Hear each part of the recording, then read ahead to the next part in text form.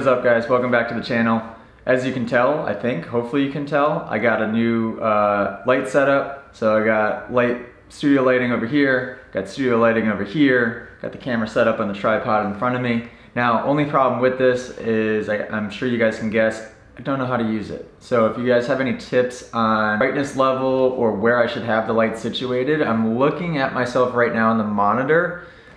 Looks pretty good as far as I can tell. If you have any tips, let me know. Change colors and do all types of different stuff. So I guess I just gotta figure it out. This video, just gonna follow my day down at Mx191 in Milton, Florida. Super awesome track. Flew into Sarasota, which I've never been to Sarasota before, and it was only about 25 minutes from the airport, pretty much right near the beach. Super sandy track. You guys have been asking for sand tips, so you're gonna get a few in this video. And if you live in the area, just highly recommend you check it out. Cool owner, amazing facility, brand new track. I had a great time. Real quick before we start the video, guys, I have my brand new beanies on. These are available at catanzaroracing. Have heather gray. We got charcoal. I don't know where you can see it best. And we got my personal favorite, camel color. So we got the 3 of these, catanzaroracing. I think they're $22.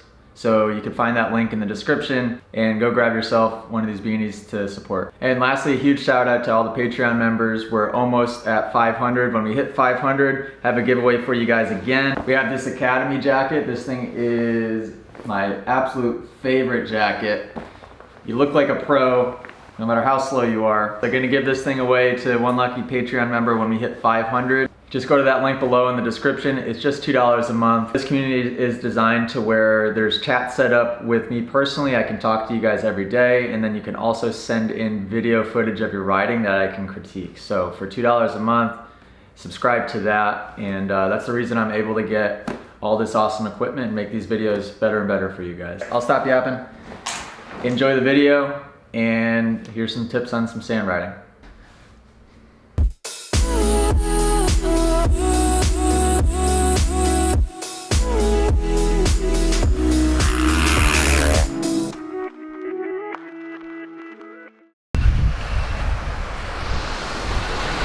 Good morning out here in Pensacola, Florida. It's beautiful. Definitely colder than I expected, but this beach is pretty amazing. Staying right in the water because hotels are so cheap right now. Why not?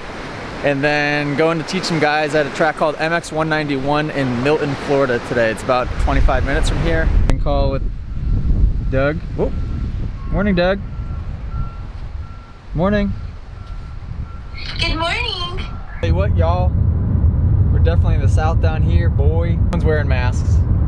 In fact, if you have a mask on, they look at you like you're crazy, which I'm indifferent to the wearing masks thing anyway. I'll do it to be respectful, but I'm not worried about getting sick, or if no one else has masks on around me and they're clearly not worried, then I'm not worried either. But it's just different. Where I live, you don't have a mask on, people are looking at you like you just murdered their child. The hotel was way further from the track than I anticipated.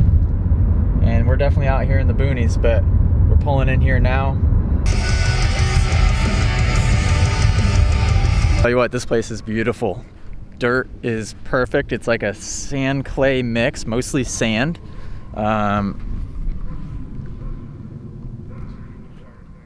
Did a great job prepping it also. Man, this looks fun. Jumps everywhere. Gonna be a fun day. Like, this is prime time.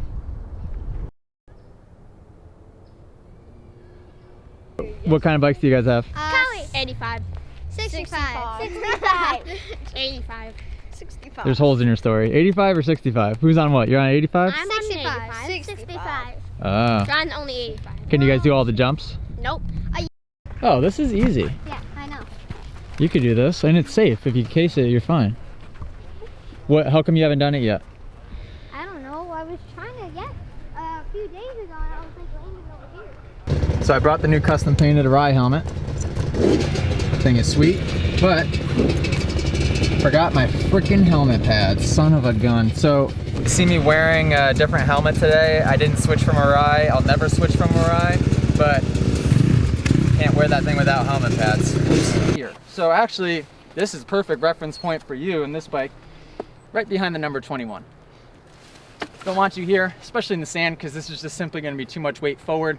Also, when you go to accelerate from this position, you got nowhere to go except for right back where I want you to start anyway. So get yourself situated right here. Now, there's two ways to do it with foot placement. Feet on the pegs is preferred, but there are some situations where you want your foot high and tight to get it out of the way. Now, a deep, deep rut could be one of those situations where you want to get the foot high and tight, get it up and out of the way so you can get maximum lean angle.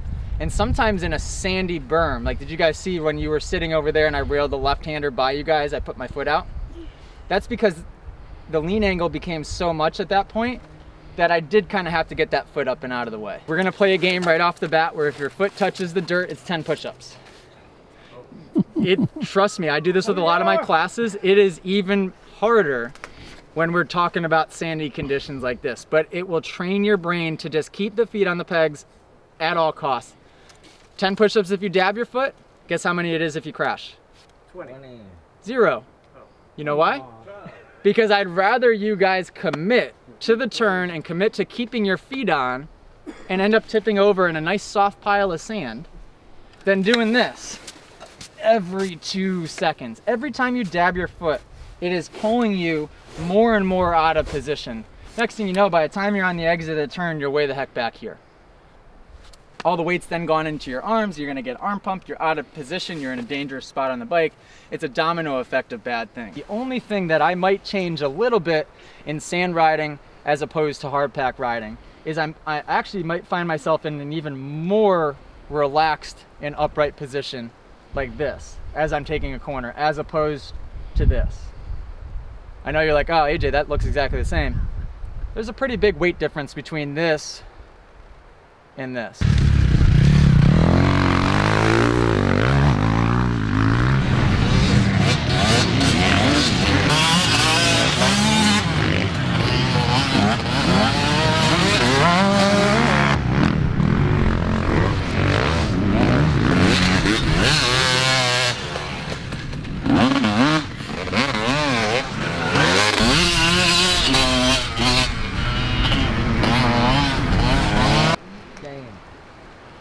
I've seen the dam.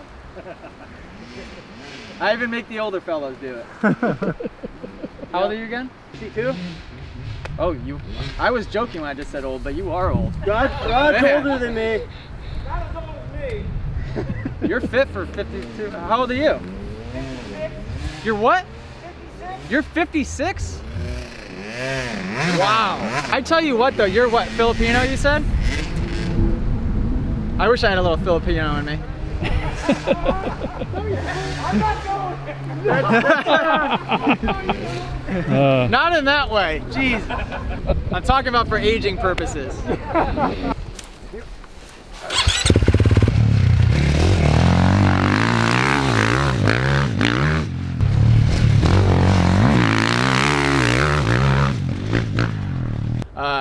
On the Husky, when you stand up, fix your feet. You're doing a great job of trying to stand up, but with your feet in the wrong position, you were riding like this. Did you feel right when you went out there how you knifed it and you were lucky to not crash? You sprayed up so much dirt into me. But you were lucky for that little Filipino comment.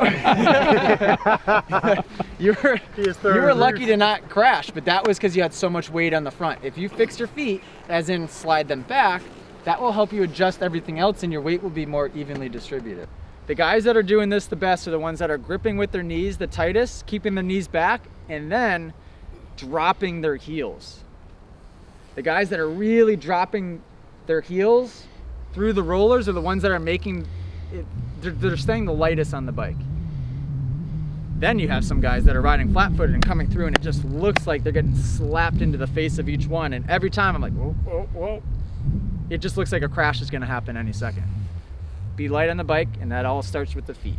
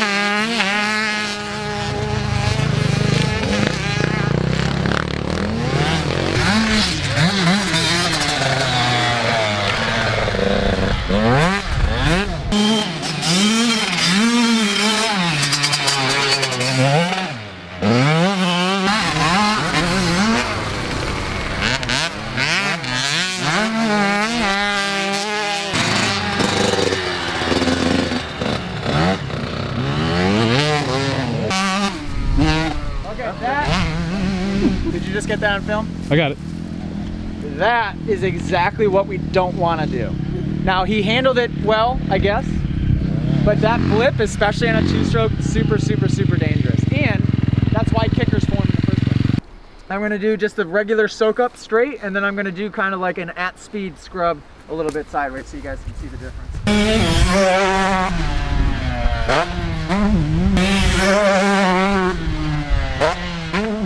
This helmet is so uncomfortable compared to my ride. It's crazy. Ugh. The only thing as you start to get better and better at scrubbing is you have to keep your feet tight. You see a lot of people on Instagram doing these crazy scrubs and all of a sudden their inside foot catches and then they're flying through the air. 3 times when I was on an 85 and Super Mini, that happened to me. Twice it happened to me at Mini O's, where I scrubbed, foot caught, and being on the 85, you don't have enough power, so the thing just immediately flipped me right over the front. But that's something that you could do pretty easily, just learn that movement and be a little bit more effective with it. There's been countless times where I've taken off after somebody and landed before them. It's such easy time to be made.